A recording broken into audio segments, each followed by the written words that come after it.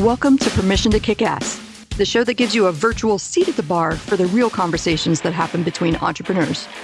I'm interviewing all kinds of business owners, from those just a few years into freelancing to CEOs helming 9-figure companies. If you've ever worried that everyone else just seems to get it and you're missing something or messing things up, this show is for you. I'm your host, Angie Coley, and let's get to it. Hey, and welcome back to Permission to Kick Ass. With me today is my new friend, Luis Scott. Say hi. How's it going? Thanks for having me. Oh, my pleasure. We were talking about being the end of our recording days and looking forward to going outside, and you're going to a concert tonight? I'm going to the concert. I'm going to the Jonas Brothers. It's my wife's invitation. So of course, yeah, we're gonna go out and eat, have a couple drinks, and enjoy a boy band. So there it is. You gotta have these moments where you just get out and get away from everything. I'm so grateful to hear that you've got something to look forward to tonight. Even if it's a boy band, I don't know if that's your favorite thing. I got jams for everything. I'm an eclectic. I mean, it's not my favorite thing, but it's for me, I am kind of an entertainment junkie. I don't know if I was that way when I was younger. Like when I was younger, I was like so focused on work. And as I've gotten older, I'm more like, you know what? I work hard. I should be entertained to some extent. So I love going to sports. I love, concerts. I love, comedians, like anything that can entertain me on my time off. I'm all about it. I love it. See, and listen, for all of you creative entrepreneurs that are listening to the show right now, there are lots of us out there that find value in the entertainment, in the art. So keep doing your work. Anyway, Absolutely. Side tangents aside, please tell us a little bit more about yourself and what you do. Yeah, so I'm originally from Puerto Rico. I ended up coming to the United States when my dad joined the military, and I got a baseball scholarship. I thought I was going to be a professional athlete. Like that's what I wanted to do. I feel like I had the pedigree. I played second base, and I was Puerto Rican. Like, what else do you need to become a professional athlete? And so I thought that's what I was going to do. I ended up with an amazing internship with a judge, and my entire life was completely changed. I became a lawyer. I started a law firm. I've started many businesses that have failed, but I started a law firm that succeeded. I started a barber shop that succeeded, and then I started a consulting business that has succeeded. So I'm three. If I was a batting average, I'm 3 for 11. So it's not great. It's not great. 3 for 11. It's like 250. I'm batting 250, 270. But that pays the bills and then some. So I love that you brought that up, because I feel like, especially in early or growth stage, maybe when it's a little bit tighter or we're stretched a little bit thin, it feels like there's this pressure to get things right or else you're a failure. And one of my favorite analogies to use with my coaching students is like, okay, but if you fall, like you literally just trip over a crack in the sidewalk, you're not paying attention and you wipe out in a hilarious way. You're going to lay down on the sidewalk and just wait for death because that's it. It's over. We're done now. Why are we so serious about I'm not saying don't take the business seriously, but I'm saying if you fall down, if you stumble, if you fail, heaven forbid, you're not necessarily done unless you just give up. And I'm not going to judge you if you give up. Let's face it. But like, it doesn't have to be that serious when you fail. Failure can be one of your greatest teachers. Absolutely. I mean, the thing is that when we fall, we know we know how to walk. So we get back up. We have a belief that we could walk. So it's easy for us to get back up when we fall. But in the business world, when we fall, we believe that we don't know how to run a business or we can't be successful. And so we are challenged with this idea. How do I walk back into business after falling when I don't have the confidence that I can actually build this thing? And that's why belief is such a central part to entrepreneurship. Oh, that is such I've never actually heard it phrased that way. And I think that is really brilliant and insightful, that the difference is the belief. Of course, we get back up after we fall down. We believe we can walk. But we don't get back up after the business failure because we don't believe we can run the business. Yeah. Genius.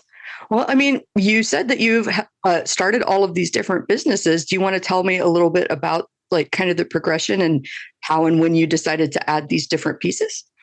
Yeah, so I was I think I was a serial entrepreneur at heart, and I believe most entrepreneurs have that gene. Like they like to start a lot of different things. I have found in working with entrepreneurial type lawyers, which is what my primary focus is in the consulting side, is that they all have like this gene of wanting to start things, but not necessarily wanting to see it to completion. They want to start it, hand it over, and then go start something else. And I had that when I was young. So I was always looking for a way to make money because I grew up kind of like, I wouldn't say super poor, but I was definitely on the poorer side. Then my dad, when he joined the military, became a little bit more middle class, but I was just always looking for a way to make money. So every time an opportunity came, I said yes. It was something my dad taught me. He says, if an opportunity knocks on the door, you walk through the door, see where it takes you. And I took every opportunity. I started a online multivitamin company. I don't know anything about multivitamins. I started an online newspaper. I don't know anything about newspapers. I tried to do an investment into corn. There was like this product that if you sprayed it on the corn, you got twice as many bushels of corn, and we were going to feed the entire world with this product. I don't know anything about agriculture. Like I was just starting all these businesses trying to hit something. Like I to some extent I thought that I was going to get rich quick, right? Like I remember meeting a guy who said, listen to me, give me $20,000 and I'm going to get you connected with these Russian people who are going to send fuel. We're going to, and I'm like, it makes no sense. Let's give it a shot though, and we started having meetings and I ended up meeting like some celebrities and I met people who had all these money but I was learning through the process, like learning what to do, learning what not to do, learning about contracts, and every one of them was failing. And it felt like I was a failure. Like at one point I was telling myself, you can't build a business. It is clear that you're going to be an employee the rest of your life. Like that's how I was feeling. But something inside of me, because I started reading, I had a mentor of mine who told me leaders are readers and you become a slave because you don't want to open a book. And he says, you need to start reading, man, like start reading. And one year I read 52 books in 52 weeks. It's a prescription that I give to any person who really is serious about making money. And between that and the mentor of the judge, my entire life has been changed. I mean, I started believing in myself. And that belief led to one thing that led to another thing. Failure would happen, but I knew I could overcome it. And then it led to a successful business. And then I said, okay, I can do this again. It led to another one and another one. Now I have 3 businesses that I've taken to 7 figures, 1 to 8 figures. The second one is going to be 8 figures next year. And it all started with that belief process. I absolutely agree. I wrote it down. It makes no sense. Let's give it a shot. Yeah. It's the best thing ever. I feel like there's a lot of self-judgment attached to trying things, especially if we might fail, because we worry what we might look like in other people's minds. But I also think like I really loved your spirit of, and I don't mean this in any negatives, like almost willful delusion, like cheerful optimism. And I feel like sometimes that's really what's necessary to push yourself out of your comfort zone. That like, yeah, we're going to feed the world. We're going to do all of these big, impossible things. I don't know how to do it. We're going to figure it out. I love it. I love it. I'm an eternal optimist just by nature. So I always try to look at the bright side of things. I was listening to one of these social media influencers recently on a TikTok, and he was saying that successful entrepreneurs have like this high esteem of themselves in terms of what they can do in the world, but coupled with the simultaneously, insecurity that they feel inside. So it's like, it's okay to be insecure, but it's also okay to be insecure and believe that you were destined for something great. And that's what I had. I was destined for something great, but I was so insecure about it. But I was not going to let that insecurity stop me from figuring out what that greatness was going to be. And that's what you have to have. That's what really gets you over the hump. I really, really love that. I know I've met people. My industry is kind of a weird celebrity culture, and I don't know if this is true of all entrepreneurship circles. But in marketing, there can be like this is a person that gets like $100 million sales promos, and so like we worship them. They're very smart, and so I have a bit of a reputation in the industry. A lot of people know when I show up to a marketing event, people know my name, right? And there's this impression because of how I talk and the adventures that I go on and the fact that I host the show that Angie's fearless and she just does what she wants. And I'm like, if you could hear the running chatter just going constantly 5,000 miles a minute running in between my ears, it's not that I don't feel any fear. It's not that I'm not anxious because, whoa, That would terrify you if you spent any time in here. It's that I do it anyway because I feel exactly like you said. I'm called to do something bigger, and I know I'm never going to do it if I keep doing what I've always done because I already know what I've always done looks like. Yeah. I mean, I think what you're saying is so true. There's so many entrepreneurs that believe that because they have imposter syndrome or they have a lack of belief, then that must be the indicator that they shouldn't be doing it. And I always tell people the story. I went to a conference and I love speaking. My ultimate goal is actually to leverage my success as a business owner into a speaking and authorship career. And I've written 3 books and they've sold decently. You know, none of them became a New York Times bestseller. And I've done speaking engagements. And I went to a speaking engagement once where there was 1,000 people. I was rated the top 3 speakers of the weekend. There was like 30 or 40 speakers. I was rated top 3. And what I told myself afterwards was nuts. I don't think anybody's going to want to hear me speak. And I had just gotten off a stage where I was rated number top 3. Like, insecurity is part of just being a human being. The question is not whether you're secure or insecure. The question is, what are the actions that you take in the midst of whatever you're feeling? That's what it really boils down to. Yes. And I don't know about you. I've developed several tools to help with that because I know that it'll stall me out and keep me from doing anything. And I don't want to be a victim to self-sabotage. I want to stay conscious of the actions I'm taking or not taking. So I have coaches to keep me accountable. I've got a small friendship circle that I can trust with the truth of where I'm at, where I don't feel like I have to posture. So I have a promo that goes bad and that, like, now my Q4 is going to suffer. That is an example that has actually happened to me. And I didn't realize how much I had attached to what I was projecting that sales outcome to be until we missed it by a lot. And then I can go to my friend and go, man, I'm freaking out. Like, this, and they will remind me, oh, you're resourceful. Sometimes these things happen. It has nothing to do with the offer. You know, the offer is good. You sold it 7 times already. It's fine. It's going to be fine. You're going to find a way forward. Just like feel whatever you need to feel. So I've got those people in the corner. And then I've also developed a tool, and I'd be curious to know if you have something similar. I call it my kick-ass confidence file.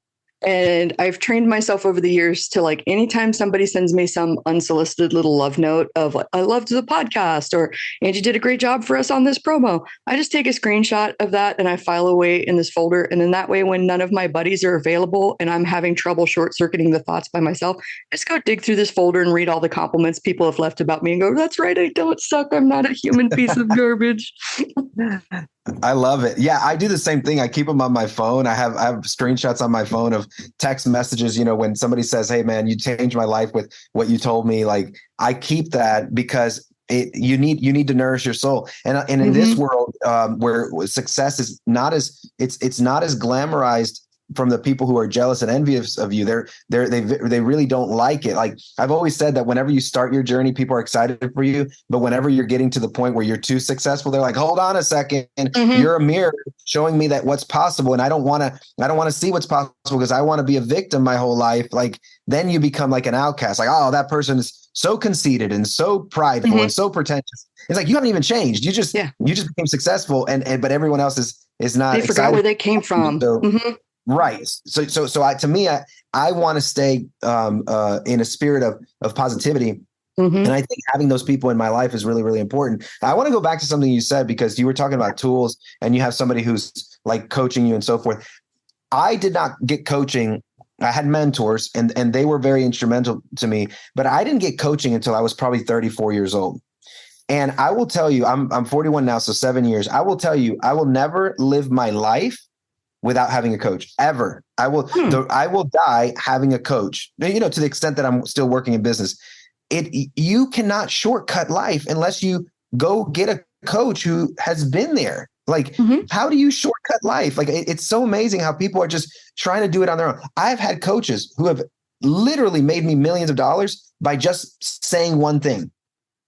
They've said one little thing and they said, do this differently. And I've done it and it's worked and it's made me millions of dollars. And so I think that that's probably one of the greatest tools. And I love to interchange the word coach and mentor. People ask me all the time, how do you get a mentor? How do you find a mentor? I've been asked to be a mentor. And I say a mentor and a coach is essentially the same thing. The mentor doesn't charge, the coach does. But if you can't find someone to do it for free, pay someone to do it for you because you need it so desperately. Yeah, that's a perfectly and it's not. I think a lot of people approach coaching in the wrong way, or Mm. from a different kind of mindset that's going to set them up for success. They're looking at it as a cost, or they're trying to figure out like, how am I going to get this money back, like a return on investment, and it's not one to one. And I get frustrated when folks look at events like that too, like business events and things like that. Well, I'll only go to this thing, I'll invest in this if I can expect to get like 2 contracts out of it. Well, that's not the way relationships work. You Yeah, may get lucky and meet up with the right person at the right time who knows they need your services, and like, bam, it's paid for. But that's not generally how these things work. So you got to right. look at this as, I'm putting this investment here, and I'm anticipating that this is going to pay off excellent dividends in the future because I'm investing in myself. I'm investing in my relationships. I mean, I resisted it for a long time too. And now I'm kind of firmly on the track of, well, you don't get any freaking brownie points for getting to the end and being like, I did it by myself. Screw you guys. Especially if it took you twice as long to get there. Right. Right. I would like to see the fruits of my success at some point in my life when I'm still mobile and able to enjoy it. Absolutely. And I do think, I mean, coaches are so instrumental to that. And I'm a big believer in it. I've had some incredible coaches that I've paid a lot of money to, and people would be blown away. I mean, I just recently hired a mindset coach, 8,000 an hour to work with this person because because they can unlock something that I can't unlock on my own. And you pay specialists for the purpose of unlocking things that you can't unlock on your own. And there may be somebody listening to this thinking, how in the world did you pay $8,000? Well, I've already done one of the sessions, and I can tell you they're going to add $1 million or $2 million in the next 12 months to my life. So it was well worth it. I've only done one session. And so, but you don't have to start at 8,000. Start where you can afford, but find somebody who can give you a shortcut. Yeah, I've done trade deals for somebody that was working on getting a coaching certification. The folks that are getting certified in different programs, they actually need hours, and they're being monitored, and their coaching is being adjusted by somebody who is watching them. So like, I've done trade-offs like that. I've done situations where we're paying each other. Like, I don't really barter as much anymore. I used to when I was first starting out, but then that kind of gets messy, especially if one of you feels like you're giving more than the other is giving. So I know it gets kind of messy in the finances, but I will literally pay somebody for a service, and then they'll turn around and pay me for a service. And yes, we're exchanging things, but then it puts us through each other's process on an official formal level. And we don't get the messy, like, you're not giving me enough vibes. 100% agree with what you just said. I don't believe in bartering. I'll pay you for your service. You pay me for my service, and it's clean. And everybody feels like they're getting what they paid for. When you barter, you will always feel like you're giving or getting more than you should. Oh, yes. And so, yeah, I agree with paying for the service. It's a great tip. Well, and like the whole imbalance of what you're getting versus what you're giving is what leads to resentment. And in my mind, resentment is the great relationship killer. Nothing kills a relationship faster. And that's whether it's personal, professional, romantic, friendship. It doesn't matter. If you start to resent the other person and feel bad about that relationship, you're not necessarily going to do things that are going to reconnect you with them and put you in a forgivey, lovey-dovey mood, right? So I like to pay attention to those feelings and go, I don't like that. That is very uncomfortable. I think it's time for a talk, and I need to figure out what I want from this talk. Do I want us to reconcile and be back on the path to where we were and resolve this issue? Do I want to completely disconnect myself from the situation because this conflict has helped me realize I don't want to be here anymore? But yeah. And resentment also can be, there's a relationship that you have to be careful that resentment doesn't creep in. And that's the relationship you have with your business. Like a lot of people have a relationship with their business that they resent. They resent that they're not making enough from their business. They resent that they're putting in too many hours and not getting the result they want. They resent that they can't sell like they want to. They resent that it's not as profitable as they want. And that resentment prevents them from doing the necessary things to actually turn it around. And I've seen this so many times. I've had, I host this thing called a boardroom where I bring some of my top level lawyers in, people making $10 million, $30 million in revenue, and they resent their businesses. They feel like it's not giving them what they thought it was going to give them.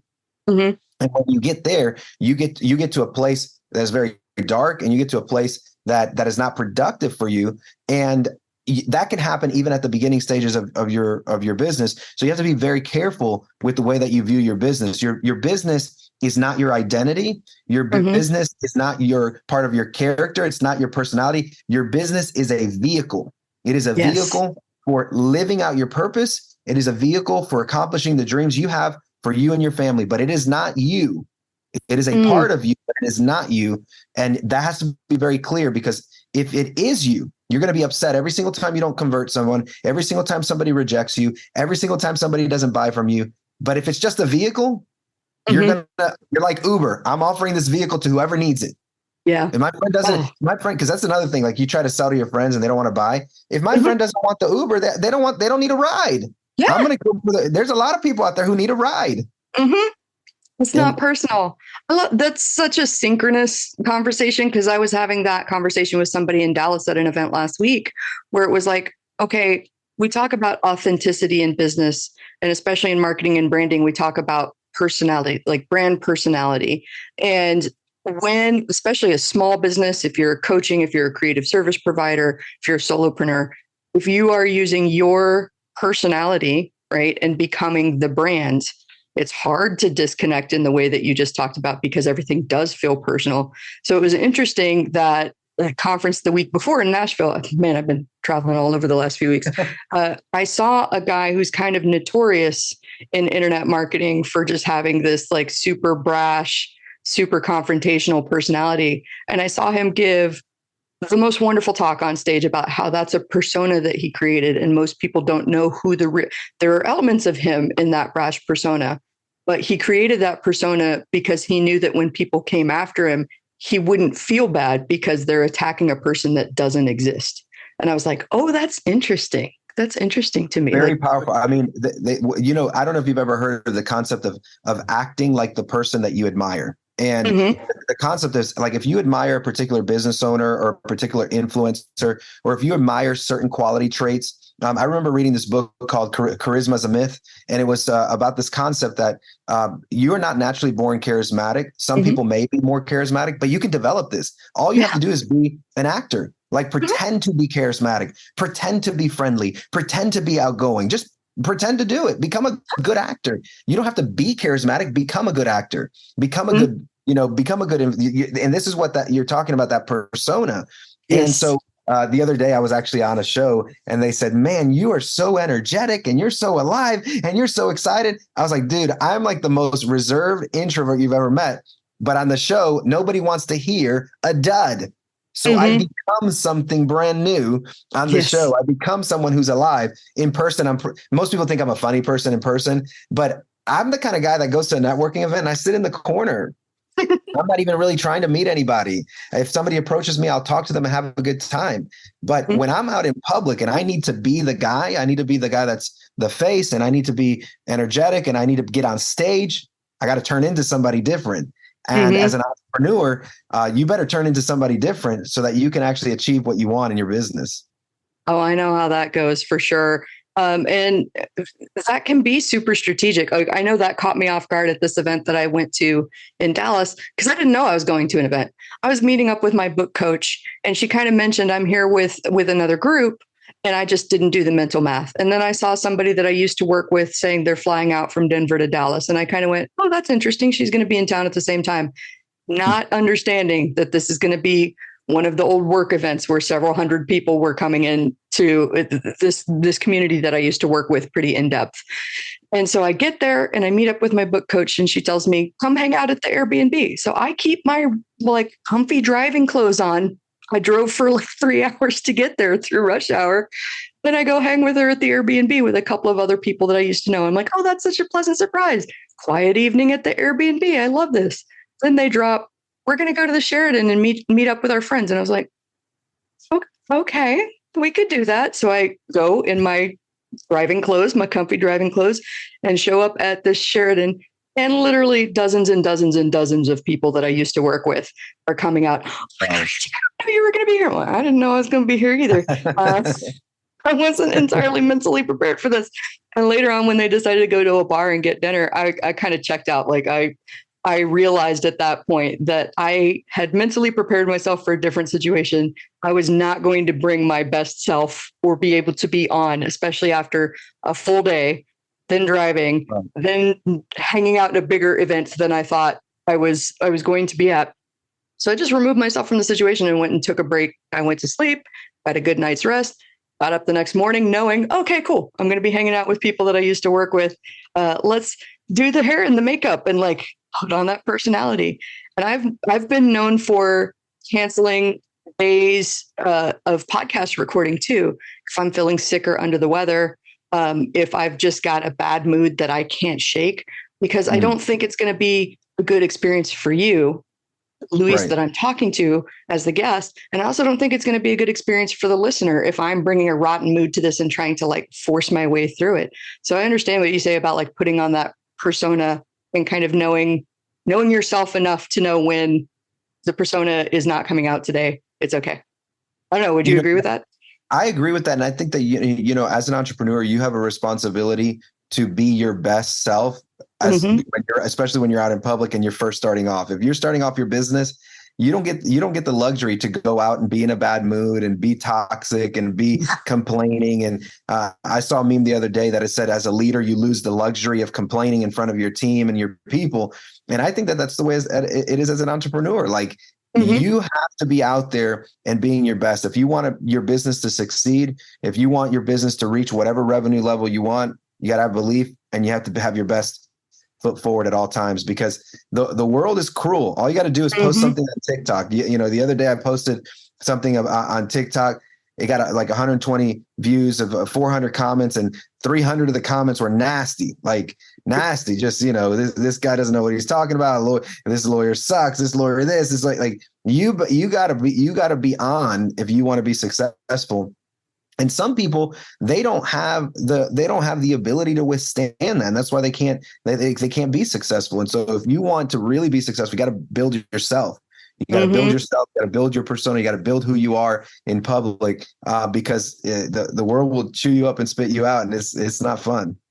Yeah, I love that you brought that up, because I think that brings like a nice point to everything that we've been talking about, having somebody in your corner like a coach, having your business buddies and your allies, having your confidence file, having your persona, all of these things to kind of steel yourself against what's happening in the world. Because I'm also an eternal optimist and I believe in the inherent good of people. Like, I know that we're all going through some crap sometimes, and the worst part of us comes out. So like, I believe in being beautifully, sometimes broken human, right?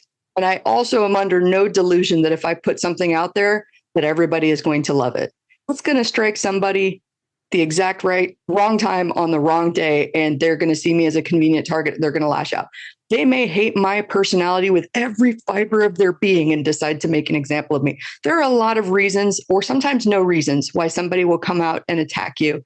And it ties back beautifully to what you were talking about earlier, that once you hit a certain level of success and certain people start to admire what you're doing, other people are going to come out and try to tear you down because your success makes them uncomfortable. So this is something that you have to be prepared for as you grow, that your success is going to make other people uncomfortable. So you really have to deliberately focus on shining your light for the people who will shine their lights for other people inspired by your example, versus dimming your shine for the people who are like, screw you, you make me uncomfortable. And there's a lot of people that say that for sure. Yes. There are a lot of people that say that. They'll tell you that you're not good enough. They'll tell you that you're not doing anything new or original. And I think that you are new and original, even if you're saying the same thing that's been said 100 times before, because no single human being on the face of this earth has your experience, has your viewpoint, your perspective, your life, your personality. You are one in almost 8 billion people. And that absolutely makes you unique. Well, the thing is that we could both be saying the same thing, but because we're different, we have a different brand. We have a different brand appeal. There are people who are going to love me because of who I am, and there are people who are going to hate me just because they look at me and they go, I can't stand this guy. Like, who is this guy? And there are people that are going to look at you and go, they love you for who, and there's people that they're going to say, I can't stand her, And so this idea that somebody's been there before and therefore you can't make headway, is not true.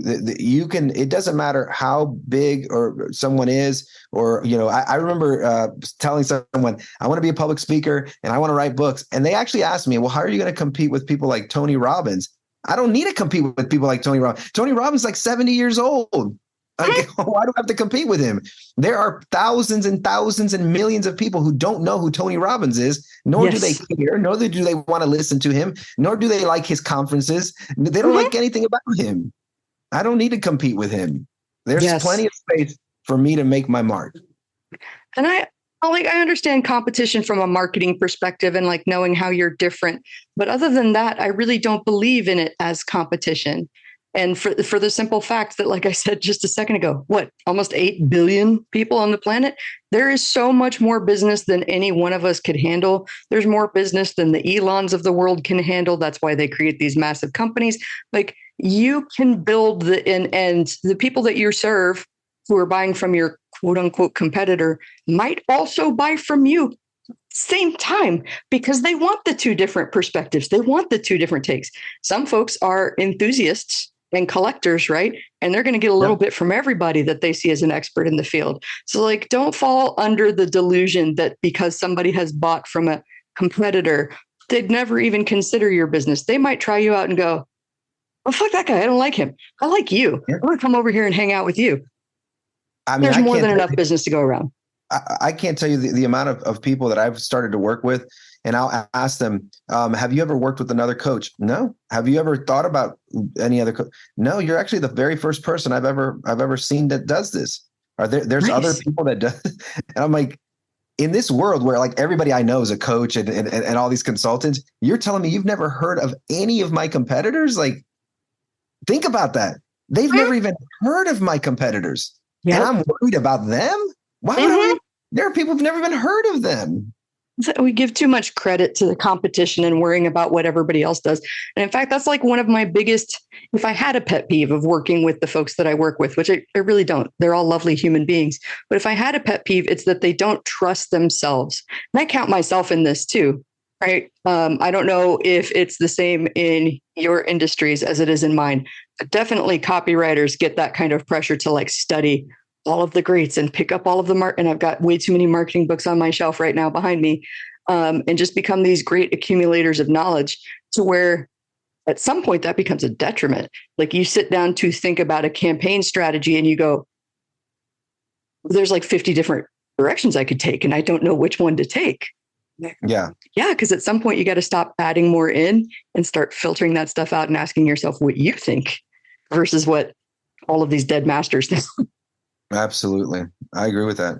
Well, and that's exactly where the unique perspective comes from. Like, I used to struggle so much in my early days as a copywriter because I would be met with the fanboys, so to speak. It would be like, well, according to so-and-so, and then they would lay out this lengthy quote and, according to this guy's brilliant wisdom, blah, blah, blah. And I would say, I don't care. What do you think? I don't care. What do you think? And I would be like, I think they were surprised as I was to realize that they didn't have an opinion because they were just used to going, well, that guy's smart, so I'm going to say the smart thing that he said. Mm-hmm. Say your own thing. He was alive 100 years ago talking about marketing in a digital age, or in an age where AI didn't exist. Yeah. Completely different time now. Being unique in today's world is really underrated, and it's actually a superpower. Just be yourself. You're unique enough. Go out there, promote your products, promote your services, and there's somebody out there who will want to buy. Oh, this is great. And I actually have, we have gone through so many deep, rich topics in such a time that I was like, I don't know that I actually have any more questions. For once, I am stunned, speechless in the best possible way. So I'm just going to say, let's wrap on this. That was a fantastic way to end the episode. Luis, please tell us more where we can learn about all of your businesses, especially for people that want to work deeper with you. Absolutely. So you can find me at luisscottjr.com, LuissCottjr.com. You can find all my social media there. You can find my books. You can find more information about 8-Figure Firm Consulting, where we help specifically law firms go from 1 million to 10 million in 5 years or less. And you can learn about kind of our system and just connect with me there. I love it. Thank you so much for being on the show. This was the best possible way to end my day. I feel like amped up, like I could go out and like move a car. Let's do it. Just don't hurt your back. Yes. I'm too old to do that. I will correct. I am not in great enough shape to do that, but I feel like I could do it, and that's what matters. So thank you for being on the show. Appreciate you. And we're going to have to do a follow-up. Let's do it. I'm ready for it. That's all for now. If you want to keep that kick-ass energy high, please take a minute to share this episode with someone that might need a high-octane dose of "you can do it." Don't forget to rate, review, and subscribe to the Permission to Kick-Ass podcast on Apple Podcasts, Spotify, and wherever you stream your podcasts. I'm your host, Angie Coley, and I'm here rooting for you. Thanks for listening, and let's go kick some ass.